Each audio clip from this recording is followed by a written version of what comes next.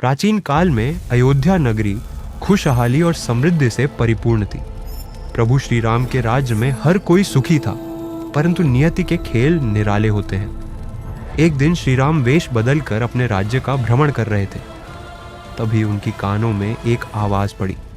एक धोबी अपनी पत्नी पर संदेह करते हुए कह रहा था, मैं राम नहीं जो पत्नी को इतना लांछन लगने के बाद भी घर में रख लूं। यह सुनकर श्री राम स्तब्ध रह गए। उनका हृदय दुख और वेदना से भर गया।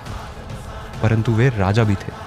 उन्होंने धर्म और लोक मर्यादा की रक्षा के लिए कठोर निर्णय लिया, एक ऐसा निर्णय जिसने उनके जीवन को हमेशा के लिए बदल दिया।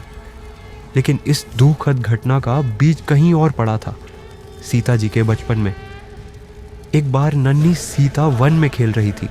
वहां उन्होंने तोते के जोड़े को देखा और प्रसन्नता में आकर मादा तोते को पकड़ लिया।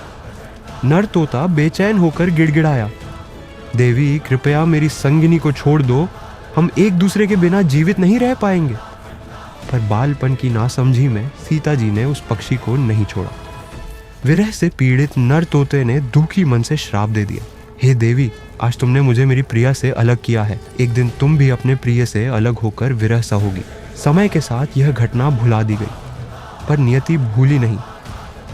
वर्षों बाद उसी धोबी के संदेह के कारण श्री राम ने भारी हृदय से अपनी प्रिय पत्नी सीता का त्याग कर दिया। माता सीता, जो अपनी पवित्रता का प्रमाण अग्नि परीक्षा देकर दे चुकी थीं, अब पुनः वनवास के लिए निकल पड़ी। इस तरह एक मासूम पक्षी के श्राप ने दिव्य प्रेम कहानी में विरह की अमिट छाप छोड़ दी।